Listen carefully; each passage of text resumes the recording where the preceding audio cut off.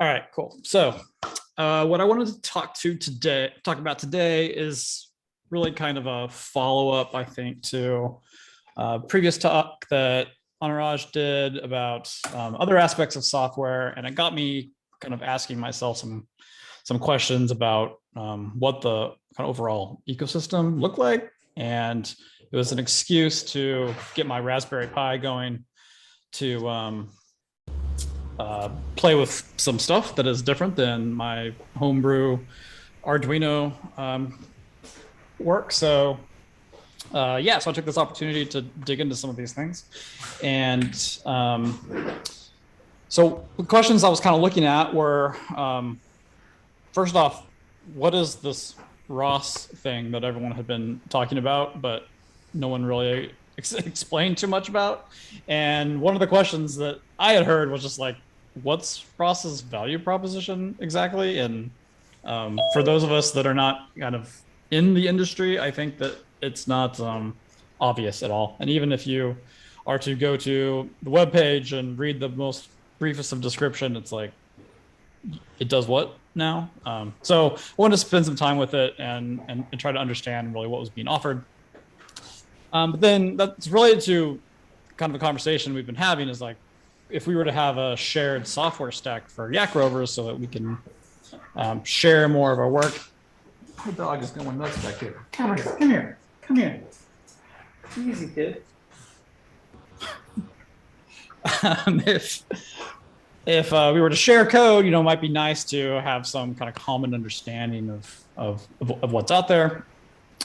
And then lastly, I'm kind of interested in this concept of new bots that we've discussed kind of real briefly, but like, what does that have to do with the software side of it? Like, we've got these great off-the-shelf components that we can build stuff for really cheap, but does the software meet that kind of that world, and does it do the same thing?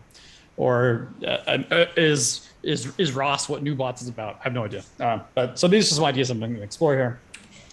I'm just going to run through basically 3 different stacks that I had time to investigate. Well, really 2, but so first off is ROS 2. That's what I really wanted to like understand what it was about. Secondly is F prime, which I became aware of when folks were talking about Ingenuity flying on Mars. This is the open source software that's like on GitHub that powers that project. And so just learning like, okay, are these things, are ROS and F prime a comparable software stack? What does that mean to compare them? What does it mean for the developer experience to like build something around these frameworks, if that's what they are? Finally, I've also got up here CIC, which is my library code that I've been using for my Arduino rover project. It's not obviously something that's, it's open source, but it's not like something that I'm promoting as a project people should adopt. But it's how I've been approaching my own rover work. And if I need it, I'll build it as a library so that maybe I can use it as something else. And I didn't spend too much time looking at other projects to adopt, with the theory that if you're working with an Arduino, you don't really have enough space to do something like for real. I'm not actually sure that that's true anymore, but we'll get to some of that. And so a lot of times when I look at libraries and frameworks and stacks like this, one way to think about how they're designed is it comes to mind just like, who hurt you? Like what happened that made the architect of this system design it in the way that they did? Because clearly some very hard lessons were are the result of these things. I think I haven't really been able to find like the story behind some of these things. I heard a little bit about ROS just because of I think maybe Victor posted a link to some videos about kind of the history of like where it came from and whatnot, but it doesn't really talk too much about the architecture of it because it's much more marketing material. But I'm kind of inferring a bit about like what happened, what were the goals of the architecture. Okay, so my understanding of ROS, and also want to reiterate that I'm far from an expert in any of these things. And so any of you folks who have more experience in this, feel free to add any clarifications or correct my misunderstandings. This is all just from, like, I have just from reading documentation and as much as I can learn in just a few hours. So what I learned so far here is ROS is supposed to be a robot operating system. To me, that seems like a complete misnomer in that it is not at all an operating system in the way that anyone would understand it. The term operating system, from what I can tell, it seems to be more of a framework or maybe even a platform where everything you do to build a robot is within this framework, and you're calling some library code, maybe, but it's like coordinated by the ROS2 tooling. It's built by the ROS2 tooling. And you're just living inside of an ecosystem that is ROS. But what does it actually do? All I can tell is that it's treating robotics as a distributed systems problem, where you've got lots of computation happening in different units, and they need to communicate over a graph. It's all graphs. Everything's about graphs. But to make that work, it generates this entire ecosystem of components that need to be coordinated together. There are a lot of said components. Now, on paper, the core concepts for ROS are these things on the left. Nodes are the unit of computation that is going to communicate with other nodes. It seems that in ROS 1, so I guess also if you weren't following along, there's two versions of ROS. ROS 1 is the original one. ROS 2 is like this reinvention. I'm kind of treating them as one single monolith, largely all focused on ROS 2. The nodes are computation, and then communication happens between these nodes. In ROS 1, as I understand it, these were always individual processes until you got to, they had another concept called a nodelet that allowed you to run multiple simulated nodes inside of one process for performance reasons. Under ROS 2, nodes are not necessarily separate processes, and they've unified some APIs for that. But the idea was, I think, that you're going to have all these processes on a normal operating system that are communicating together with these messages over the ROS provided framework. And that's how you should model your application, is to think about it in that way. And so then you got messages and topics. This is just events and messages that are being passed around amongst these nodes on this graph.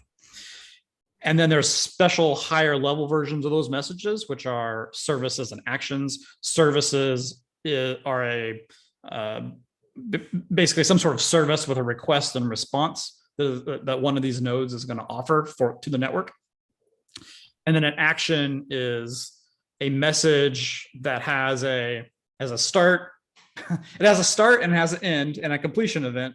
And in the middle, it'll have some feedback that's offered. So you can imagine in a robotic application, you might say, please travel to this coordinate, and that action is going to be running for a long while the thing is happening, while it's moving, and you're going to have feedback messages that come back and tell you like how it's doing on that process. And I'll show a little bit more about that later. And then discovery is really more about how these messages get routed to all the different nodes.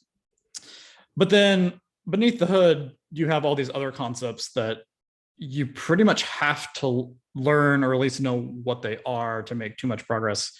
But it's just a acronym soup throughout all the documentation to try to understand what these things are. There's multiple build systems that are involved. There are multiple like libraries involved, and like how you write the node may depend on what you use. And then there's the underlying communication medium. That is this DDS RTPS thing, which, as I understand, I think it is just sending UDP messages under this industry standard DDS protocol. But I didn't get too far into that.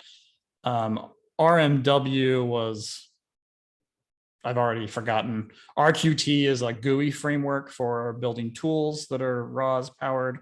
As I said, everything's graphs. So one of the tools is to literally just draw the graph of your ROS application and see like what services are offered and how messages go through. And then the IDL is the interface description language, I believe, which is how you define what those messages are going to look like and how services are structured and whatnot. And it's sort of YAML-like. And I'll show an example of that too. Here's a diagram that they provide, which helped make it a little bit more sense to me. You can see like the nodes, these units of processing are there, and they communicate over these topics. You can subscribe essentially to a topic, and then any message published to it is received by all the nodes. You can imagine if you have a sensor somewhere in your ROS network, it's going to emit on a certain topic. The temperature is whatever, and it's going to report that every second. And then someone who cares about that can subscribe to it. And then a service is kind of just a special case of that, where you're sending out requests and you're getting responses back.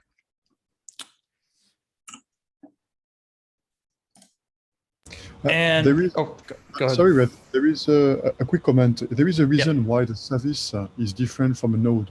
Okay, is that a service is something that we want to be stable in the system. Okay, it's a stable how to say? It's a stable front end, let's say. Okay, and several nodes can provide the service. Okay, so basically, when we want a service, we just call a service object that will delegate to any node that can deliver the service. So it's an important distinction, if I made sense.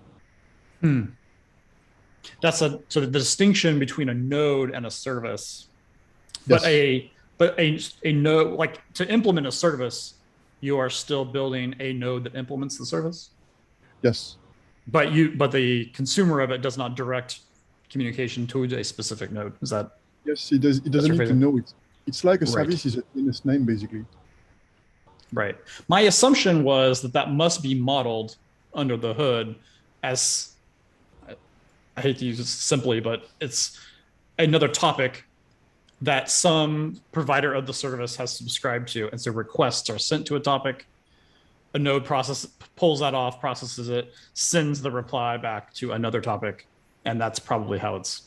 So yes. A node probably doesn't care who's handling it. All it's doing is putting a message out there and assuming that someone is implementing that service and going to send a reply back to it. Yes. Does that sound plausible? I think it is. So I don't know much of ROS 2. I was mainly working on ROS 1 years ago. Okay, but it's all coherent. Okay, it all works like that basically. Yeah. Sorry. Cool. Thank you. Oh. Yeah. No, thank you. Yeah, like I said, certainly have no actual practical experience with any of these things, so I'm really trying to figure it out here. Okay, so after I finally got this ROS 2 installed, which, by the way, I didn't find to be particularly easy. It's you basically have to match, as I understand it, you basically have to match a ROS 2 release with a specific operating system version. And if you don't match those two things up, you're going to be in the world of like trying to build it yourself, which based on how long it took me to build even just like one of the applications in it, I'm going to guess that that's probably a pretty painful experience also. So but to be very careful with installing it, I ended up having to, I had installed Raspbian as like first operating system on a Raspberry Pi. As far as I can tell, that's actually not a supported platform. And so I had to like get a new SD card, put Ubuntu, like, I forget what version was that matched up to exactly like one of the releases, and then everything like worked. But you have to install many packages and then that works. What's sorry? Well, that's exactly what I did. Except for I also compiled it from scratch on Raspbian. And oh my Lord, that took a long time. Yeah, I had a vague recollection of you saying something about that, so I decided I wouldn't try. Yeah, Ubuntu is a better choice. Yeah. yeah, so once I got that working, it was fine. But then I realized that all the tutorials involve using these GUI tools. And so there's no like headless version of it until you get really deep into the guides when they're like, how do you write a node? And then you can do like an echo kind of node, which is how I wanted to start. But they want you to start with this GUI turtle thing that you can move around on the screen to pretend you have a robot. So I still haven't actually done those because I don't have like my Raspberry Pi is set up headless. So I have to work on that. But okay, so you've got this ROS2 tool installed. And that, to me, this kind of gives a better rundown of what is the scope of things that are going to happen under ROS2. And it's not just the messaging portions, although that's, of course, very important. So there are tools in here for basically examining what topics are available, what messages are coming through, that sort of thing. You can issue actions, you can issue, and you can like, listen to topics, that kind of thing, call services. And you can see the nodes that are running on your network, that type of thing. There's also this whole concept of packages and launch and run. So you actually coordinate running your node by running it through ROS2 as like a process manager, from what I can tell. And it also acts as a packaging manager for installing these ROS2 components, which was such a complete surprise to me that would be how it works. It really kind of expanded the scope of what I thought something like ROS2 would be built to do. But it really seems like it's supposed to be this the entire ecosystem that you're going to live in. Building a robot is all within, everything is ROS2. You don't do anything outside of it. Seems that way. And okay, so I said, there's a whole build system built in here. I tried to do one of the tutorial builds as they kind of teaching you how packages work and how you're going to write your own software. It's super slow. It took after a minute and 14 seconds, my Raspberry Pi, I think, overheated and died. So I never actually got to the end of that. I don't know if that's just it being unstable or what happened there. But I was a little bit daunted by the fact that even just building it caused that much trouble. And then I've got some sample code here, which helped me kind of understand. Sorry, what was that? One question. Why did you try to build it on the Raspberry itself? Are you asking why I tried to install it on or compile it on the Raspberry? Yes. Like you could compile it on a host and then like cross compile it on a host. Is that not possible? I think it is possible. And considering that there are GUI tools and whatnot, it seems like it might be more helpful, especially in like the world of tutorials, to have everything like locally. Okay. However, I also realized that I just upgraded to this MacBook Air M1, and generally nothing works unless it's been specifically ported. So that might be a whole other adventure that I wasn't quite sure that I wanted to get into. After being frustrated by how many packages I had to install on the Raspberry Pi. But I think that might be a better way to learn, is to have it be local in a VM, something like that. So here's some code that is just like, here's the fundamental of something that publishes messages to a topic.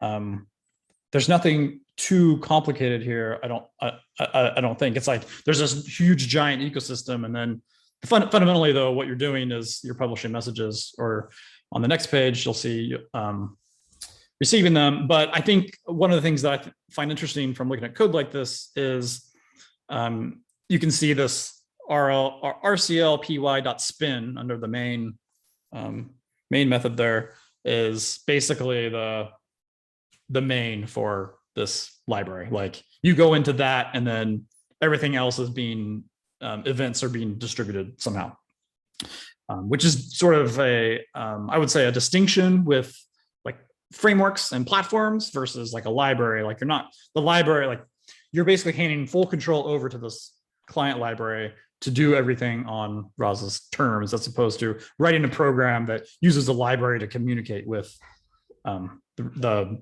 the messaging system. Now, maybe that's also a pattern that you can do somehow, but just out of the box, the tutorials are kind of explaining it how you should do it. And here's a subscriber. I think it's a little bit more interesting in that you're subscribing to a specific topic here named simply topic, and then you get these callbacks every time you see a message come in. So the coding part seems fairly straightforward, although the building a package and getting to actually all involved in this ecosystem, it seems much more daunting. Somewhat, I'm not sure if I should be embarrassed or not, but like I was a Python programmer from like 2001 to 2013, full-time job every day.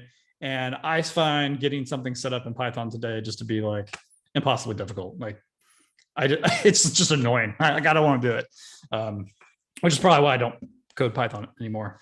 But I don't know. There's just a lot of frustrations around like package management and like where this library get installed. You use a virtual environment, like all that kind of stuff is just kind of a pain.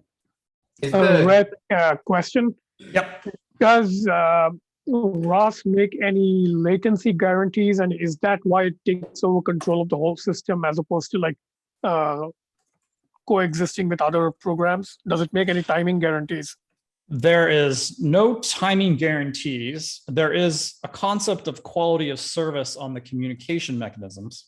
So as I'm understanding this, like if you were to run this program, it is running as a Python process that is basically communicating over some predefined UDP ports.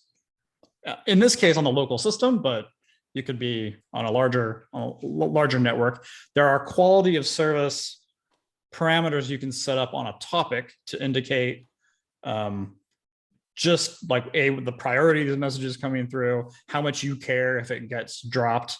And I mean, UDP is not, guaranteed. I mean, nothing's really guaranteed over a network, but there's not a ton of, like, I'm just looking at the APIs here, all of that is completely abstracted away to where there's just no way you could have a guarantee that says like this message is 100% going to arrive at this place at this time. That would be very difficult. I think that could be a bit of where this combining nodes together into one process becomes valuable for a lot of applications. And that's why I think in part of the move from ROS 1 to ROS 2, this making that pattern more or better supported, I think was an important priority. Because the idea is if you're going to have these low latencies, a situation where low latency is important, having them all just in the same process is going to be very important. Although then you've got this coordination of like, how do you coordinate all these subscribers all listening to the same topic? Who gets priority? I think that's where quality of service comes in, but so hard to say. The reason I'm asking is that there's an obvious case where this will matter a lot, like something like a quad-rotor drone. You've got 4 rotors, they have to be kept in balance, otherwise the thing will go unstable. Yeah. There's got to be sort of latency bounds which are pretty tight, and depending on the geometry of the quadrotor, it can like spin out of control and stuff. So the way you described it, it sounded to me like each motor would be a node, and like if one motor was like dipping a little bit based on the IMU, it would tell the other motor to compensate. And that's something that will have to happen within like, microseconds or something. So from what you've described, it sounds like that's not a level that you could actually control, and you would try to actually put that all into one process that'll get some guaranteed like process time, but otherwise you won't try to like supervise it except at a very slow rate. Like you might say, everybody speed up and raise the quadrotor a certain height, so like a slow mode control you might do with it, but you wouldn't try to do the real-time stabilization type stuff with ROS. At least I wouldn't, from what you've described. One comment. There is a real-time version of ROS called MicroROS. I put the link in Discord. So it runs on, you can run it on FreeRTOS and other RTOSes, and you can communicate with it with the normal ROS. So I just wanted to comment briefly on the real-time topic. The first question is, what is your definition of real-time? A lot of people don't actually define this. The main 2 criteria in the kind of academic sense are determinism, is like what most people think about as actual, there's a certain number of clock cycles between the event and then the requested event. But more often we actually talk about boundedness. So as long as it reaches a deadline, the jitter of delivery up into that deadline is permissible. And the deterministic real time and the bounded real time are pretty different architecturally, but in the Linux kernel, you can usually actually achieve a bounded response time. It's just there is no way to control who's preempting what in a Linux kernel like Ubuntu. So you're never going to have a deterministic response, but it can be bounded. So it just really depends. Thank you. Both were very useful comments there. An additional comment is that I don't know how it's done in ROS2, but I wouldn't be surprised that it's not one node per motor, but it's one node for all motors. So it's like from the operating system perspective, the way they use the word, is that there is a service called motors, okay? And so there is a node behind it, and this node is talking to a hardware motor controller that is connected to all the motors and does the fast work.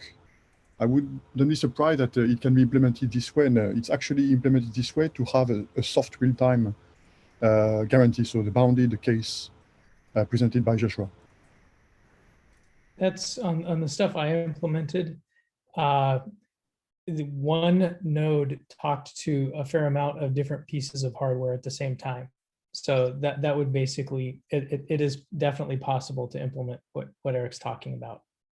So that sounds like that lowers the utility of ROS overall, because the more you sort of encapsulate, the more logic is basically outside of the control and sort of hidden in a node. Like I'm thinking of some work that my postdoc advisor did. Like he has like self-fault repairing drones, where if one motor kind of breaks, then the other three motors compensate in some new control pattern. Now in this scheme, all those things would have to be bundled into a single node. So it's outside the sort of logic of the graph and the messaging and all that, which means that it's going to do less of the work, right? So you have to, Right. So basically the marginal value of having ROS seems to go down the more you encapsulate functions in a single node. That seems to be the impression I'm getting. So I think one of the things about encapsulation, putting everything in one node, was performance related. In essence, you could get everything inside of that one process. The process itself could just go and query different things for what value they were currently at, or receive information from the hardware. It seemed like communication between nodes, the speed of it was quite a bit slower, based on the fact you've got DDS and things like that. You've got a big system with a lot of overhead there. Did anybody in our group, have you actually got ROS to communication between nodes to be reliable and quick? On the same system or different systems over a network? Well, on the same system, I got it to be kind of okay. But as soon as there was any sort of communication latency, there was a lot of overhead. Can't you use TCPs with ROS? At least when I used it long ago, you could have a direct TCP connection. It was not all UDP when I used it. They changed the communications fundamentally for ROS too, and sort of put in a really big industry standard for how the communications were going to occur. So I just recently did a program where I had ROS controlling a hydraulic ram. And if it didn't stop within some deadline, it would have damaged things. And we just said system frequency 50 Hertz. If we miss one packet, there's like a safety controller that's like stop. But if ROS was still in control and responding with the watchdog, ROS was in complete control of the hydraulic ram. And we just said it can only move this much further past our minimum requirement. And then we knew in that amount of time it was permissible. But yes, that was working quite reliably. I have a question. Does ROS play nicely with other software? I mean, if it takes over what you're doing, can you integrate it with other software that does not want to be managed by ROS? I was wondering the same thing, because as I said, like in this example here, like it goes into this event loop and it's got to run there. I guess you can run threads. So if you're running a web server also attached to the same process, and you can maybe expose something that way. You kind of want to question the notion of a single thread, because kind of the issue is the operating system kernel itself can preempt that thread. And it can just be like, nope, whatever you're doing, you're not doing it. I have to go do kernel stuff for a while. And then it'll let you continue running. But that doesn't like guarantee anything. Like the operating system, this is the challenge, is it's not deterministic. Linux can just decide that there's something more important to do for a few cycles.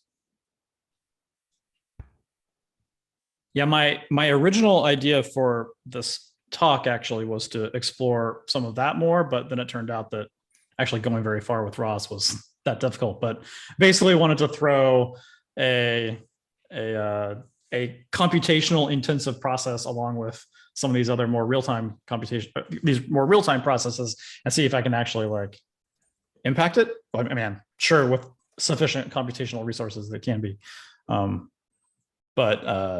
Yeah, I think even with ROS, there would be so many more moving parts. So I'm not sure what you would attack first.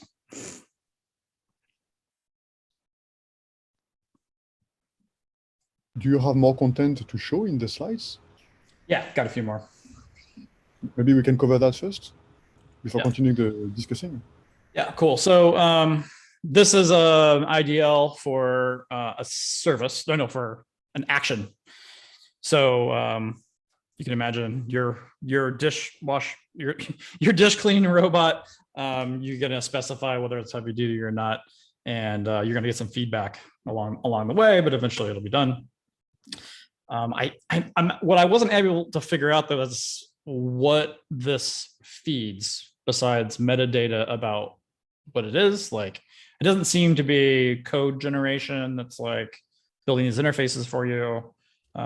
So I didn't quite connect those dots up, but I think the idea is you're supposed to have pretty strict messages between these nodes, which is helpful for obvious reasons, but how the mechanisms that do that, I'm not quite sure.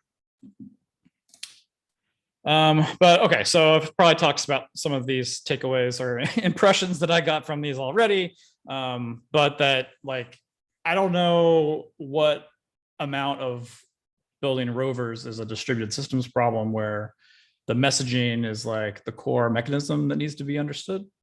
That wasn't at least obvious to me. And so coming back to the who hurt you question, I'm like, I don't know what the ecosystem that this came out of may not be the ecosystem that we're living in. But I don't know exactly what that looked like back in the day. So that's something to consider at least. There's just so much stuff in ROS2 to understand. Like you could just live within this ecosystem for a very long time and become an expert at it. But everything you do has to be done the ROS way. A lot of the kind of marketing material about ROS2 specifically is about kind of meeting industry where it is and doing things in industry standard ways. That's where I think the DDS, DL, whatever that communication thing was, that's what real robotics and real applications want to use the system. It's oftentimes proprietary. I found one example. So I was trying to look for use cases of like real places ROS had been used that, especially in space, would be great to find out. And there was this thread that was like, oh, ROS is being used on these ISS robots, which I can put a link to it. I didn't really go too much into it, but it turns out ROS is actually only being used on this one part of the ground station. And because they're not using it on the actual robots, but they are using the same communication systems that I saw references to that. And I'm like, okay, I guess this is what is used in industry. But you can't actually see the code for that part. The rest of the system is open source, but you can't see this communication protocol because it's proprietary, which is weird. And then there's the obviously the question is like, I could be missing like a lot about what the utility is here. I don't know, like, don't know what I don't know about it so far. So I've already learned some from all of you, but there's that. But okay, so I also want to talk about F prime. and there's not quite as much on that because it's just not quite as big of a system. But this is what is running on Ingenuity. It has a completely different approach and is not really the same kind of thing at all, in that it really considers flight software or building a helicopter to be a software engineering problem more than a distributed systems problem. So it doesn't care so much about the architecture of how all these pieces fit together on different nodes and how messages are passed between them. It's really about a single monolith that is going to run on one CPU and one process, and it may be on top of an operating system, it may not. It looks like like I couldn't find any examples of people actually building this and running it on an Arduino, but it actually seems like that would be entirely possible to do. What it actually provides is a bunch of build tools and code generation to be really strict around how you're going to structure your single process that is your robot. And some of those concepts here, I've got a diagram for this, but it's kind of hard to really picture until you see in the code. But components are really just like the software, the module that is doing one particular thing. So that's your motor control. Motor control might be like set velocity on this motor to this. That is one component that's going to do that. You wire that up to all the other components in the system via ports, which are these very well-defined interfaces between these components. And then it also provides this event and kind of thread management infrastructure so that when you're delivering messages across ports, you can decide whether you're running that in the same thread, so you're executing it inline right away, or you can essentially queue that up into some sort of event loop that may be running on a different thread, maybe. And I think you can even set things up to where they're running at certain speeds. So you may have consumers of certain ports running at different speeds. I didn't get too deep into that to really understand. But then there's also kind of common functionality that is going to be needed in an application like this, like recording events for being viewed and to see what's happening on your system, sort of like logging, and then telemetry just to see what the current like values of certain sensors are. There's a whole telemetry system that can be published into. Here's a quick diagram about the ports. And so each of these boxes represent I think the little state machine diagram in there is representing essentially like business logic or logic that's doing something. And then these arrows that are connecting the ports to one another. You define that all in XML, which at first I was like, oh gosh, all this XML, what does this do? But when you look pretty carefully at it, it is actually not too bad. So here's some ports that are being configured. And so this is what a component is offering to the system. And then the overall deployment is going to basically say which ports are connected to which ports on to wire all this software together. So it's really trying to make the entire software project be very loosely coupled. The idea being that each of these components can be built and tested completely in isolation because you've got a whole bunch of contractors working along with JPL to put together your massive software project. That's, I think, where the who hurt you comes in here, where like it turns out the software engineering projects are really hard. And so if you can decouple them as much as possible and make sure no one has too many dependencies, you can make better progress on it. Here is a command for this sort of this ping component. So in this case, there's just one that stops the pings. And then here's the definition for the telemetry, which is it's just going to publish the number of pings that has been received so far. And then here's events, which just give you the sort of diagnostic information about what's happening within this component that are all going to be published to a centralized component, sorry. This is some C++ code that kind of gives a flavor for how these things are implemented. A class is defined for the component that specifies, again, sort of the port and what the values are that are going to come into it. And then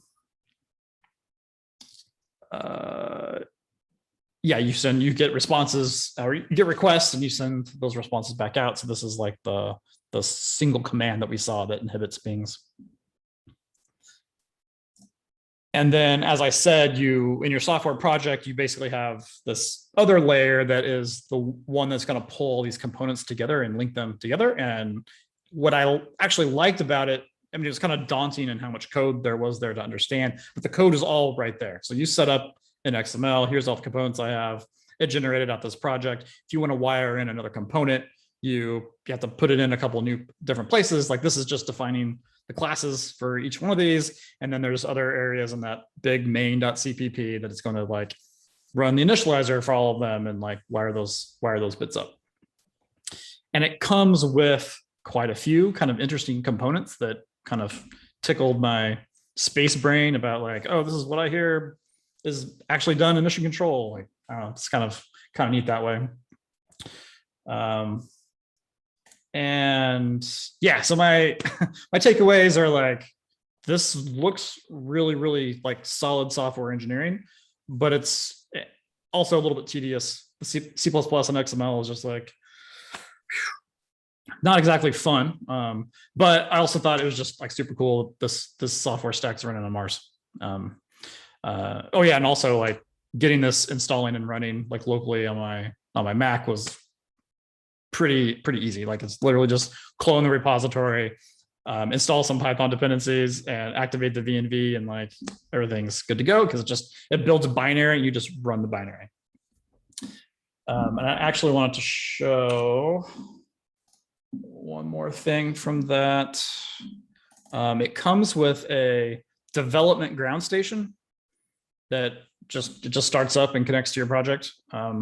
So this is all the channels, I think, are the communication mechanism that comes through. And so you can see like the telemetry is coming through over it. So this is the ping example. And you can see here, yeah, ping receiver, the number of pings that's been sent. And then you've got like a log viewer, and you can actually send commands that have been defined. So I think I can stop the pings in here somewhere. I don't know where it is, but yeah. So you can like have some basic control over your kind of development project. There's all kinds of warnings about how this is really for development only, and please don't try to launch a space mission with it.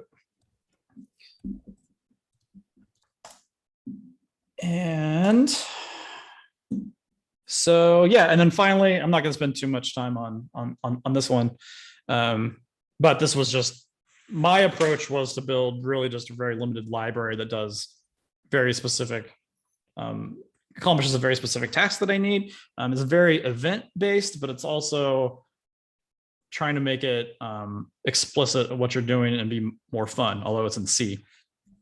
So it's not really a lot of code to do it, but it's a little bit fast and loose with certain things that may not be great for launching to Mars. And it's also, of course, it's just me, and I built exactly the pieces that I needed and no more. So it's not necessarily generally useful for everybody. Here's some components that I've talked about before, I think, but there's a like basic telemetry.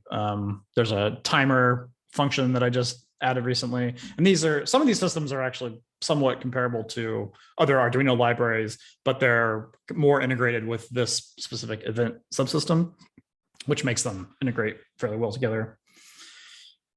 And here's some C code that is a event handler for changing the motor speed. So the idea behind using events is to decouple these components to make them somewhat replaceable, but also make them easy to plug in additional functionality. So if someone were to emit an event that says, please change the motor speed, not only can we do that, but we could also use that event for something else if we need to. But you can see here, it's just calling these functions, set motor, turn that on, and then it's emitting some telemetry there at the end. Oh, but also you can you can see, can I run that back? The fast and loose part is that like we're passing around these pointers and we just cast them to whatever else we want to get at the data that we want. And it's all pretty dangerous, but it does work. And then it integrates into an Arduino project like this. Here's just the standard loop function, and my rover actually just boils down to this. So everything is really kind of event-based. And then most of the code here is just emitting telemetry around how the loop is doing. And so my takeaways from that was, well, it was a hell of a lot more fun to build that than to learn to use ROS, frankly. To put those two things, two extremes there. But of course, the amount of progress made for high level operations is very minimal. And it was also a bit of an exercise in trying to remember if I can code in C, which it turns out I almost can. Okay, so here at the end, pulling it all together, I was trying to figure out a way to like map these things into my brain. I feel like there's probably a 2x2 matrix somewhere that understands how to put these things together, but I can come up with it. One of the ways that I was kind of approaching was thinking about it in terms of monolith versus microservices, which in the world of web applications and which is where I spend more of my time, that would be a debate. It's like, well, do I put everything in one big binary, or do I have a bunch of different services that I need to communicate over? And as soon as you get into microservices, now suddenly your big problem is around how you do deployments, how you manage processes, how you do communications. You need service messages, just service meshes to connect all these things together. And so you basically traded off the simplicity of this monolith for having microservices, but you've added a whole bunch of other complexity to make that happen. That seems very like a strong parallel to kind of what happens here. But then I also just thought, the more I see this, like this bizarro world of like, oh, there actually is a parallel almost to every single one of these components in the world of building web applications, or what I'm more familiar with on servers and whatnot. But they're called something different, and they use completely different components, even though they may be actually solving many of the same problems. That's to some degree frustrating, especially when you see like, oh, there's actually a way better version of this. You could have used this, but of course it didn't exist when this part of the industry started. And yeah, I'll admit, like once I was a few hours into pulling together the kind of research to do this, I was like, man, installing all these libraries and learning how to use them is really not fun as building a rover. So I think that's a real danger with some of these things of trying to agree on a big software stack, is like you spend a lot of time reading documentation to try, which you get value out of it, but it's not often as fun as, well, to me, coding.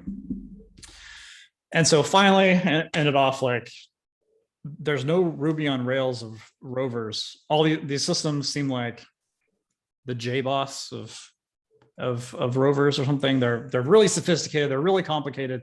None of them are beautiful, and none of them are aesthetically pleasing as something like Ruby on Rails. And so I kind of wonder is there A, anything else out there? B, what would that even look like? But like, almost the reason I use Ruby on Rails is because not only is it really easy to get started and do something quick, but it does actually scale if you look under the covers and learn how the things work. There's a lot of actual sophistication there, but it's very well structured in a nice, easy to use package to where you can get your job done very quickly, but also that it scales to larger jobs. So that's all I've got. What thoughts do people have? Yeah, like ROS 2 was trying to be this, but I don't know, it became just another one that you have to learn. So before ROS 2 or ROS 1, everybody was building their own software stacks. And then ROS 2 was one of the goals was to consolidate so that everybody is using the same sort of software stacks. But it is not there yet, I guess. Yeah. So was that not the world of ROS 1? Like it seemed like that had a more active community or something. Yeah, and then this transition broke something. They changed completely, I think, the APIs, and it is not backward compatible, is it? There's a bridge, I think. So you can like communicate over the same network, but I don't know what that would look like in practice, or like all the other stuff that goes along with it, like package management and all that. Like, I don't know how that would, the build system, all the build systems. There's multiple build systems. I don't know how that all fits together. Yeah, I think one of the things that you need for a platform is the community behind it. So if the community gets fragmented, then it's difficult to sustain the platform. Yeah, ROS 2 struck me as being less community and more committee.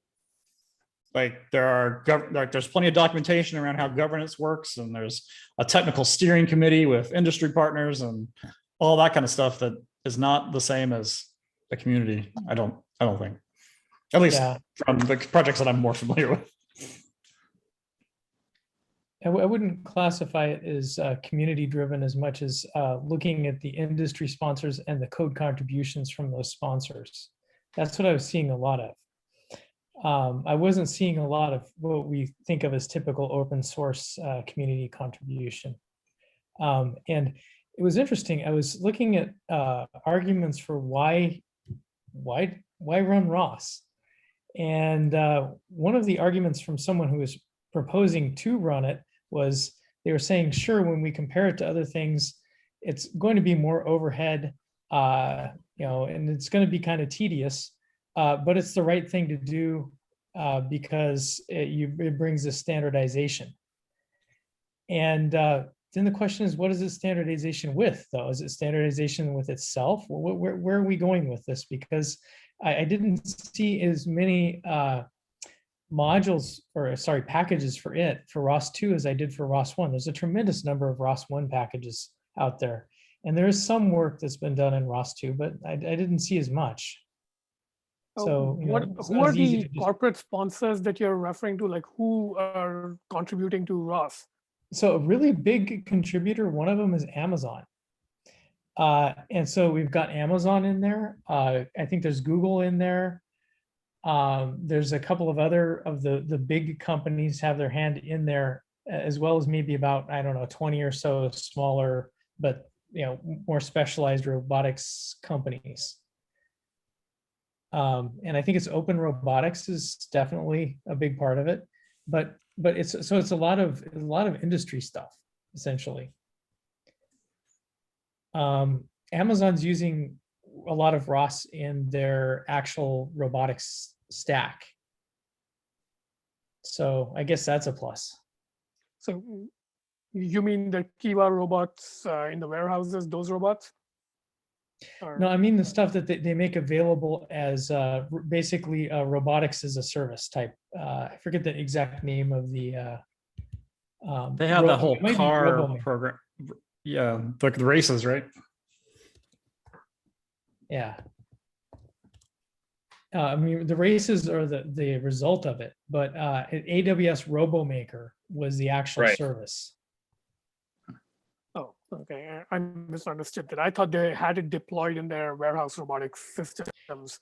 They do have a history because that would be more impressive. Doing things internally and externally somewhat similar. So they may also have it deployed internally, but I don't know for sure. So one immediate thought that my reaction to this whole thing is, it seems very horizontal and abstract and without a particular class of robots in mind. And it might actually be easier to get to the kind of elegant system Rhett is talking about. If you say we are not going to try to be all things to all robots, but let's see, can you be more elegant if you're trying to build just rover operating systems, as opposed to everything from like Godzilla-sized robots to agricultural robots to hydraulic pumps.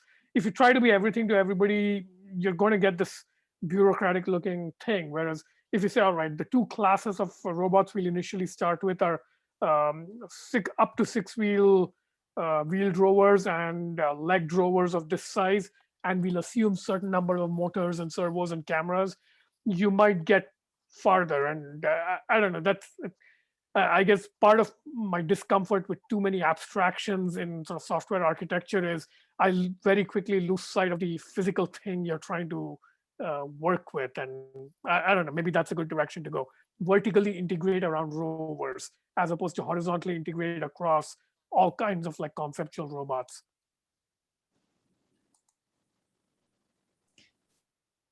certainly like flying robots, the software for them looks a little bit different than something generic like ROS. I would like to tie in the beginning of the talk with the end of the talk. The beginning of the talk basically said, and I'm paraphrasing, ROS isn't what I would expect of an operating system. The end of the talk said, where's Ruby on Rails for rovers? And, you know, there's two ways of looking at it. One is, what should Ruby on Rails for rovers look like? And the other way is to ask, what services should a rover robotics operating system provide?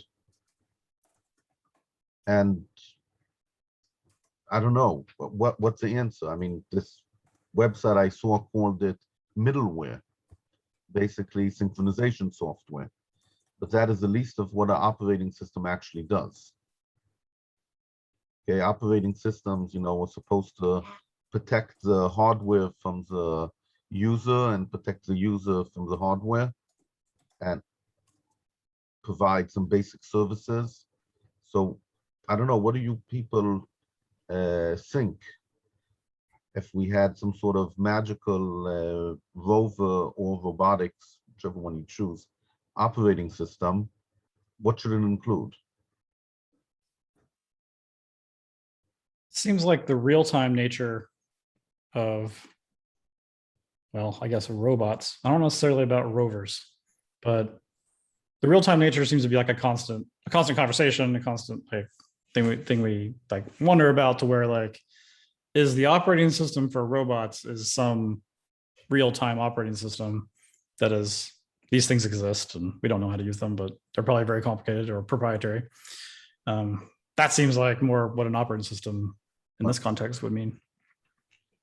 I really would like to talk about Linux for a second. Linux has a lot of real-time components. When it does internet communications, all the peripherals, the real-time peripherals, just a second, Joshua. Let me finish. The operating system is not a real-time operating system, but a lot of the components it works with are real-time. So I remember in the old days, the hard disk on the Apple IIe, I should say, the floppy drive, you know, that was a real-time system. Okay, it had to wait for the right time to catch the bits. But whatever you want to call the operating system of the Apple II itself, that wasn't very real-time. So the fact that robots have real-time components in the sense of microsecond response doesn't mean that the operating system itself needs to be real-time. It just means that the operating system should be able to manage real-time components in the right way. So But the hard disk would be running with some firmware, right? A real-time firmware. And then So like, yeah, I was just gonna say, the kind of classic approach to this is buffers.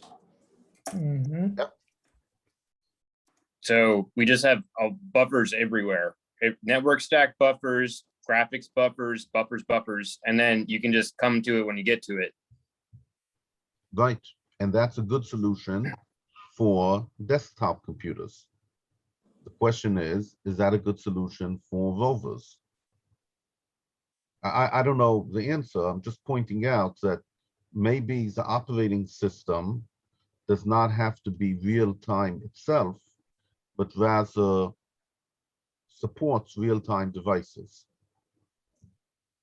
So as an example, this is oddly a class that I took when I was in college. It was like a cross-listed class. So I took a real-time operating system class, and in the lab section of this class, we had these purple boxes that ran a thing called QNX.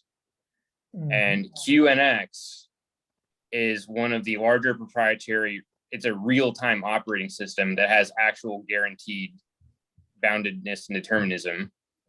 You can set priorities that actually it abides by. It's like you have 255 priority levels, Hmm. and you can just set any thread to be that priority level, and it just follows that. The other competitor to QNX is VxWorks. And between VxWorks and QNX, that runs most automotive HMIs, infotainment systems. A lot of like home routers, wireless routers run VxWorks. And there's like a lot of things that run these proprietary real-time OSs. They're not like a bare metal thing like a free RTOS or a ThreadX. Microsoft actually recently bought ThreadX, and then you can use it's proprietary, but you can use it for free for certain silicon targets. But that's again a very low level kind of bare metal real-time operating system. The VxWorks and the QNXs of the world run on these like Intel like x86 architecture things, but they're like really, really stripped down compared to vanilla Linux. And there's just way less clutter and stuff that can get in the way and make your priorities invert. Yeah, that's probably not what we're looking for.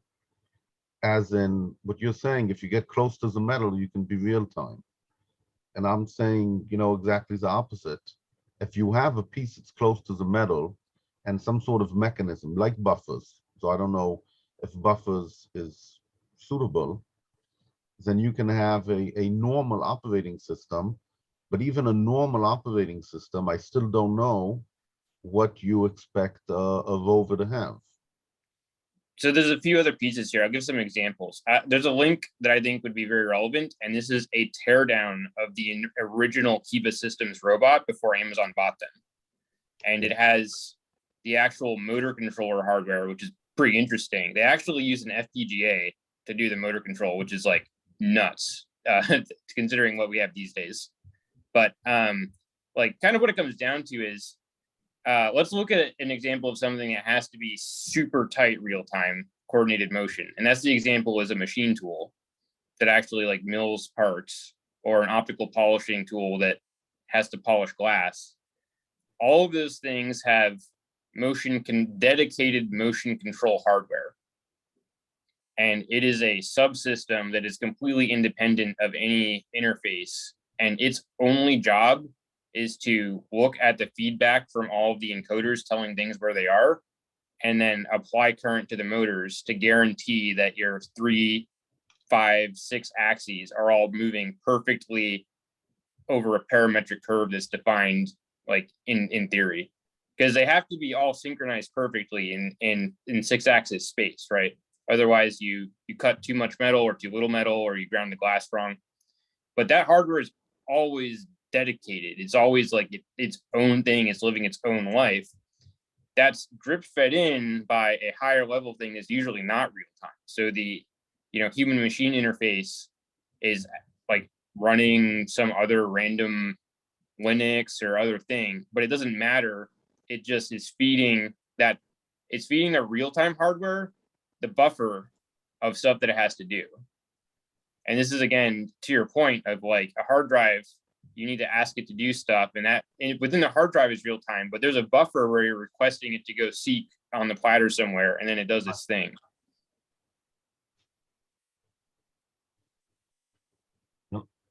You're gonna put the link in the Kiva link? Yeah, I can dig that up. well, So, and I guess I had one question about so if you're looking at both deterministic and bounded, that might be a bit hard for, say, Linux to do.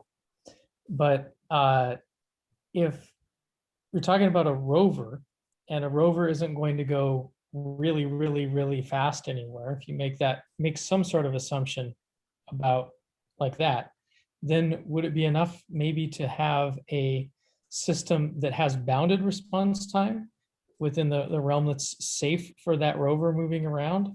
Or would you still need deterministic response times? Does that make sense as a question? Sorry, were you asking me?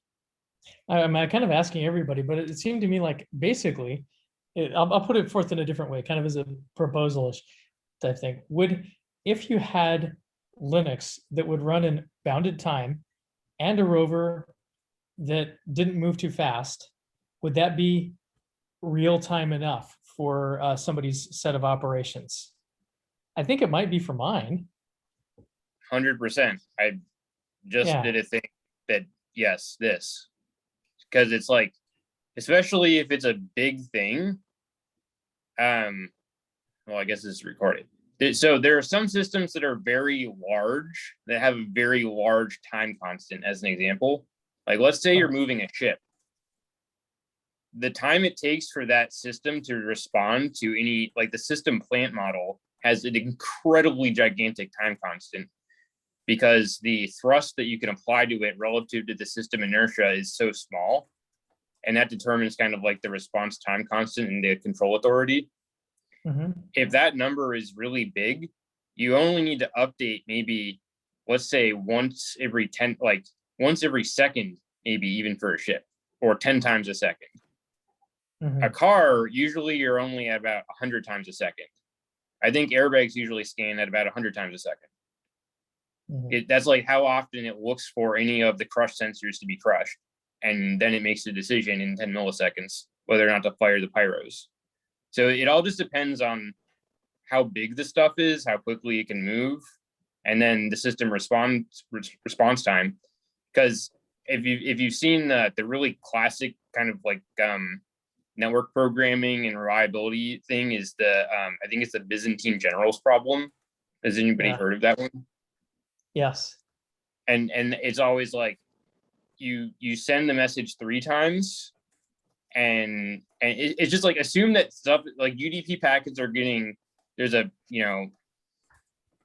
some noise, or you miss one, or it dies, and so you send it multiple times, and then you say, I'm okay, you're okay, like constantly, always.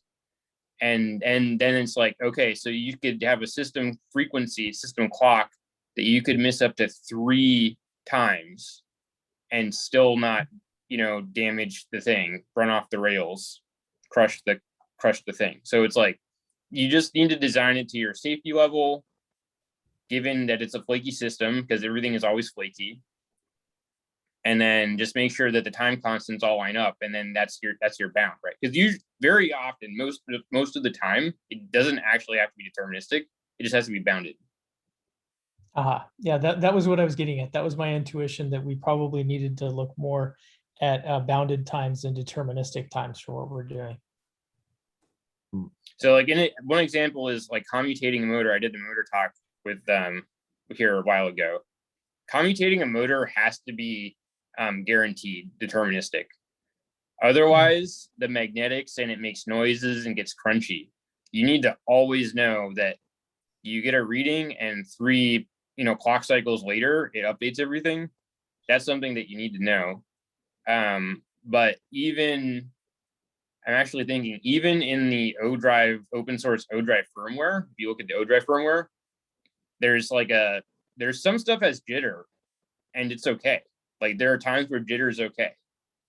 Actually applying voltage to a motor, it's not okay. That's one example of a thing. But again, it's the determinism is usually not a requirement. It's the boundedness. So Okay, you could actually think of determinism as having an upper and lower bound, and you'd make it tighter and tighter, and it becomes basically exactly deterministic synchronization. I mean, like what you're describing, if you work from time constants and the Nyquist sampling limit, that's really an upper bound, or sorry, a lower bound on how quickly you must sample, which is twice the system frequency. But if you have like both an upper and lower bound, and the example I'm thinking of is actually the interrupter gear. You guys know what that is? It was World War I planes. The pilots learned to shoot through the propeller. So the machine gun firing rate had to be synchronized to the propeller spin rate. So there you had a very tight upper and lower bound. You have to miss the leading edge of the last propeller blade and the trailing edge of the next propeller blade. You have to hit the gap. Now imagine the propeller blades getting tighter and tighter, and you end up at a deterministic system. There's exactly like a single instant at which the bullet can pass through, right? So in a way, I think you could equivalently think of boundedness versus determinism as single bound versus two bounds versus increasingly tight two bounds. That becomes deterministic, and that's the synchronization limit. And that's why I think synchronization is the hardest case. So maybe if you want to ask, is your robot actually, does it need anything more than boundedness? Then you have to ask, physically, is there anything going on that looks like synchronization? And that's, I think, mechanically an easier question to answer, because like the machine tool example Joshua was talking about, that's synchronization because you're moving a curve in 6 dimensions or 6 degrees. In a rover example, what I'm thinking of is maybe something like synchronizing a camera to take pictures. Like maybe you found like some interesting terrain and you want to sample it at a particular rate. So you have to like synchronize the motor movement to the camera exposure, something like that. So I'm thinking basically you have to ask whether your application has synchronization. Is that too reductive, or is that like a reasonable approximation for mechanical systems at least? Sounds to me it is. Basically single bound versus two bounds. The one thing I'd push back on is determinism is usually, it has a very specific meaning in the actual silicon hardware. And that is that at the clock cycle of the system, which let's say it's 100 megahertz, it reads in something, let's say an interrupt is triggered when a pin goes high. That gets read in, and then there is a specific on the data sheet number of cycles that it takes for it to put away whatever it was working on, which for modern processors is maybe like 1 to 2 cycles. And then it has to run through your subroutine, which is the code that you wrote. And that is like, you can do the assembly and know how many cycles that is. So that's like, let's say it's a dozen clock cycles. And then the thing happens. And there is no way for anything else to happen. It is guaranteed. If it's not deterministic, it usually means that there's operating system with like weird threads and stuff that you can't control that can actually get in there and preempt your stuff. So it's like there's something that happens and you read a pin and you start running your code that you want to run, but there could be some other driver somewhere that says, no, I need to have my time now. And it gets in there and that creates jitter, right? Because it does eventually get to your stuff. It just creates jitter. So that's what I mean is like determinism means literally it's at 100 megahertz, a fixed number of clock cycles between the trigger and the thing. And it's guaranteed. Nothing else can happen ever. And then anything that's not that is not deterministic. Okay, so got like, it. So you can kind of almost do a frequency domain separation of like you can qualify what you mean by determinism almost by the frequency at which you mean things. Like when you're talking like deterministic number of clock cycles, level of predictability, that's usually going to be like way off outside the control bandwidth of a mechanical system. So it's a definition of determinism that is probably not going to be relevant to a mechanical system. So I don't know which way the constraining will go that way. Yeah, I mean, fair point. Yeah, it's it depends. It seriously, because like the other example is an electrical system, like a motor is an electromechanical system. And this is actually a real problem. If your control firmware can't respond fast enough, if you have a low inductance motor and you're trying to control the current using software, the software, like the time that the current changed, like the electrical time constant is so short, you do not have enough time. You're like, your firmware cannot make it, it's no longer stable, right? Because the Nyquist frequency, you're sunk. So, and that can actually be really, really fast. Like a lot of these motor control loops, it's maybe 50 kilohertz, 80, 100 kilohertz. But then, yeah, you're starting to hit your ceiling, and you can have little teeny tiny motors that are like the size, the pager motor kind of stuff. And that coil has such a low inductance, it can become a problem. So usually like the solution there is you put a dummy inductor just to add some inductance so it has time. Like that's literally the solution. But there are real systems, real world physical systems that have extremely low time constants that are still going to push the silicon. got it. The other example is like on the machine tool, if you're grinding the space telescope mirror, if you move the axis within 3 nanometers out of the trajectory, the whole lens is done. So there's like it has to be perfect. And because 3 nanometers over like 3 micrometers, then there's not much room for error at all. So that's actually interesting because it couples the time constant to what you can think of as a space tolerance constant. So if you're building like a micro rover with like MEMS components or something that needs to like move over like micrometer sized pebbles, then yeah, all this could get a lot tighter. Anyways, sorry, didn't want to derail along these lines, but yeah. I'll send you guys a video of a freeform diamond turning center that can make a freeform lens surface that's described by literally just Bezier curves in synchronized motion in real time down to like a quarter wave. And it's like moving at the centimeter level at a couple hertz, but it's within, you know, tens or hundreds of nanometers. And then there's a laser interferometer on each axis that's measuring it down to like 10 picometers. And there's nothing, you have to have an FPGA that's like in real time looking at all of those sensors and making sure they're synchronized. Otherwise you nick the lens and it's gone.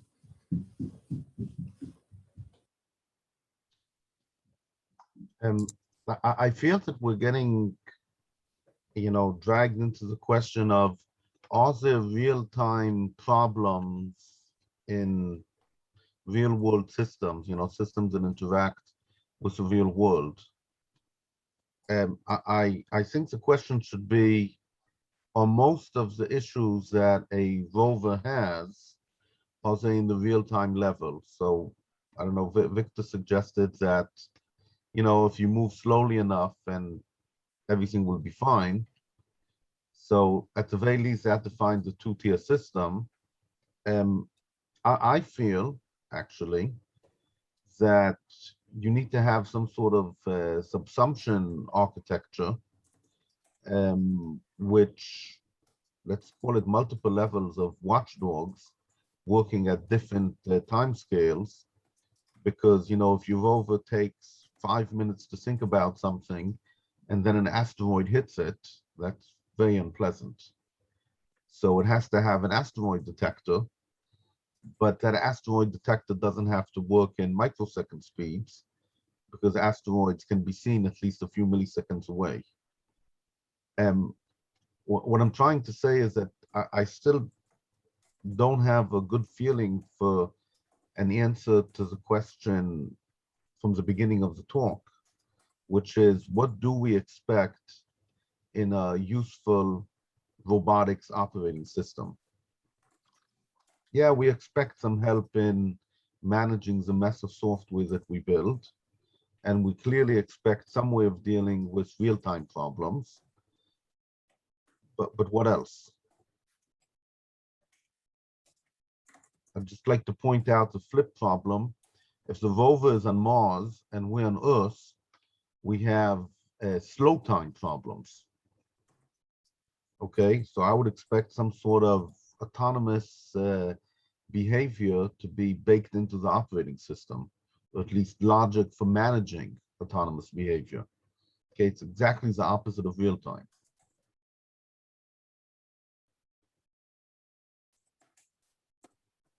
So if anybody knows of anybody who's studied this or tried to define, you know, an operating system theory, what is needed in that type of system, I think that'll be useful to look at.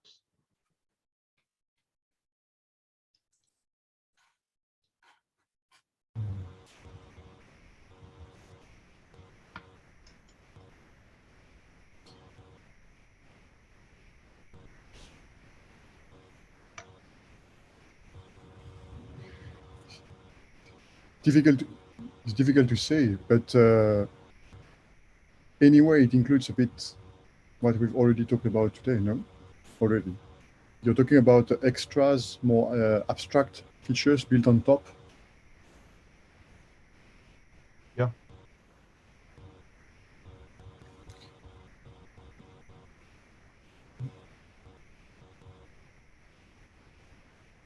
No, some people say that culture is an operating system for human beings. Okay, now we're real-time systems to the extent that we have our own 100 millisecond cycle, but culture works much more slowly, and it actually doesn't support anything to do with real-time. It decides how we talk, what decisions we make, what we prefer. So, again, what does a rover have? Well, yeah, go on. I was just going to say, I just wonder what you're feeling about the scope of the term operating system should be, in that, like, I think I always get confused and talk about, the operating system for robots and the operating system of culture is just like the general sense of operating system versus the Linux kernel.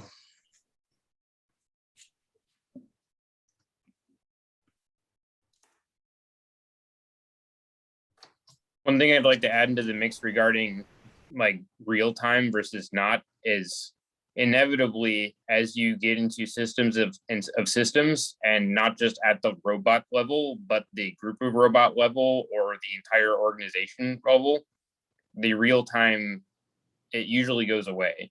So like the determinism or the boundedness, that's usually at the low levels, and invariably as the system gets bigger and bigger, it gets looser and looser. You know, the only exception there, like the example is if you want to look at some of these warehouse robots, they have to perform like a we don't hit each other air traffic control step. But that's usually a little more than just a like, I'm thinking about moving here. Is anybody else thinking about moving there? And then it just says nobody else go here at this time. And it's still like, it's not real time, right? It's just air traffic control. But then there's this emergent kind of system of systems behavior that just is coordinated, but it's not in real time. It's fuzzy, asynchronous, and it touches the real world. So it also gets jitter introduced by that element as well.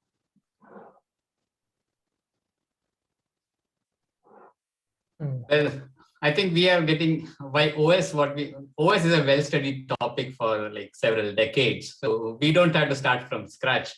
So we just have to think about, does ROS satisfy everything what we need for rovers?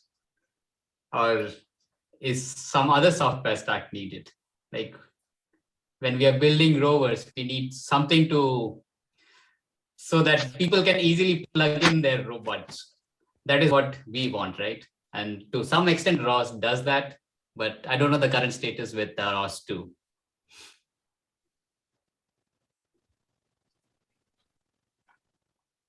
I would like to take Rhett's initial impression that it's just ugly more seriously than people might think. Like, I think it's important, at least, especially for something like this, that's kind of like a passion project, that if ROS is ugly, that's actually sort of a deal breaker for me. Like, I want every piece of this project to be fun since I'm not making any money off it. So I would like to, like, I don't know, build from scratch or pick the most pretty thing that looks like an operating system if I need one.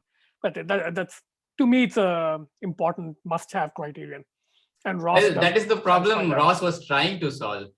Like we have at least 10 years. I used it 10 years ago a lot, and I loved it because like we had in the robotics lab, we had our own software stack. And then if you wanted to use something from another software or robotics lab, then it was a lot of work to integrate their software stack into our own software stack. So, and that is where ROS started, right? All these robotics labs were trying to come up with their own software stack. And then, okay, we'll try to standardize something. But I don't. This is why I posted the XKCD cartoon of like, there's 14 standards. You need to unify them. Now we have 15 standards. That's what this sounds like, because doesn't sound like it's been very adopted, like apart from like a few pieces here and there. And most real robotic systems I hear about, they still seem to like make their own stack to actually work. So it's not clear that they went anywhere close to like addressing their need. They just created another standard. So, hey, if forced to, why not add a 16th standard ourselves? Like, I'm partly kidding, but since this is kind of a research project, if I'm not a software guy, but for those of you who are, I think if you want to like make an experimental robotic operating system, the Yak Rover is actually a good place to attempt something like that, since we don't have like Boeing or Lockheed trying to throw $1 billion at us. So we can afford to do stupid shit and have it blow up. Is it plausible that ROS 1 is actually still good? I just recently used ROS 1 instead of ROS 2. Oddly. And it worked out. It wasn't pretty, but it did do the thing. And do you consider it ugly? I guess from whatever aesthetic approach you might. Yeah. Okay. Yeah. It's a little bit gnarly, and there were places where we like had to go into the source code of ROS and like fix bugs that are literally there. Like it's bad.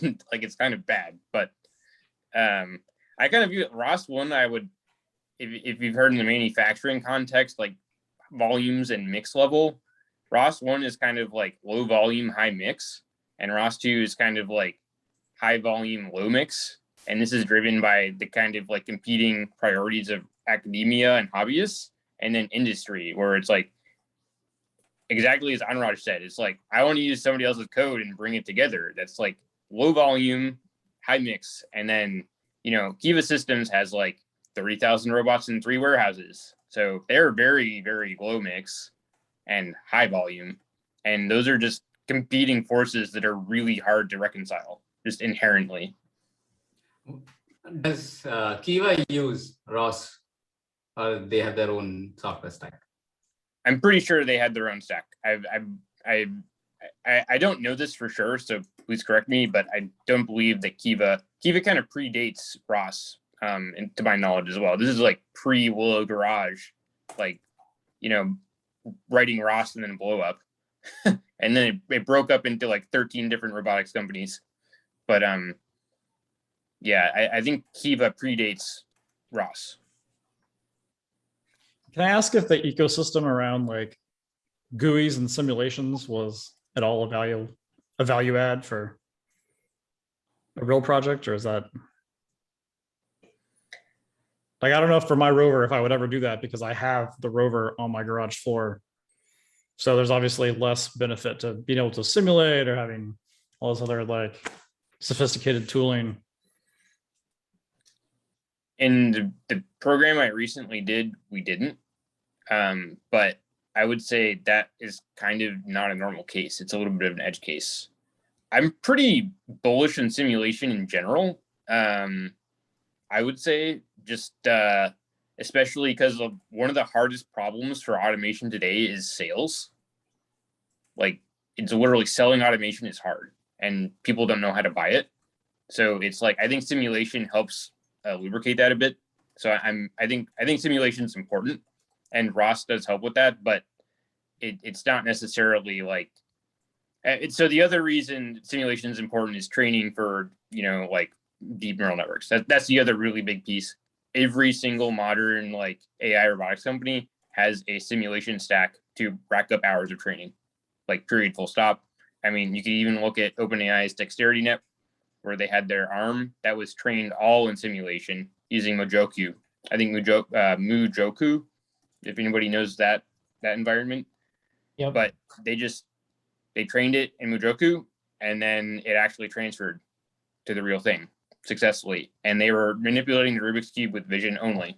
There's like no tactical feedback at all. Tactile feedback. But simulation is important for a few things. Like the practical one for me is like sales and getting it deployed fast. The other one is just like literally for the kind of like deep neural networks, you have to have some training data, which helps get the deployment going faster as well. So. There was this link I posted, I think yesterday, about some training being done for legged robotics in the simulator, and then it learns to walk on real terrain. What was it called? I think I just posted it yesterday.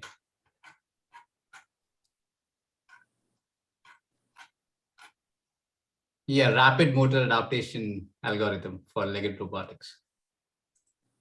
I Seems to think be there's done an at additional benefit to simulation for something like what we are trying to do, which is it opens up yet another mode for participation for people in the project. Like you can essentially create a video game like environment, create a few like toy robots based on the physical ones we are building, and suddenly you have like lots of people who can do a lot more experiments with it. So I think that's a third reason. So yeah, I think deep learning is the most interesting reason to do simulation right now. Sales, it's an important one, I think, for commercial stuff, but also for things like I know facility sizing and optimization. If you're trying to like automate a whole factory and you're wondering whether to spend $100 million on like 100 robots to run the thing, it's okay to spend $1 million to like just build a sim of the factory and see how the operations would run. So that's another sort of simulation use case that's valuable. So I've noticed that people tend to get religious about this. Like all the people in the industry I've met, they're either extremists on one side of like simulate everything in the most detailed world model you can build as much as you can. And the other extreme is simulation just distracts you and brings all the annoying theory and math people in. So throw simulation out and you're only allowed to do like things with physical robots. And I don't see that many people in the middle. I've met a lot of people on either extreme. I don't know why that is. It might be a personality thing, but yeah. I'm pretty strongly on the simulation side. I like the value of simulations. You can add also, I don't know, maybe if it was implicit, but simulators can be used just for debugging, simply. So it can be the hardware, not really the hardware, but everything on the software stack. We can have a non-deep learning planning algorithm, and we can debug a few things just like that.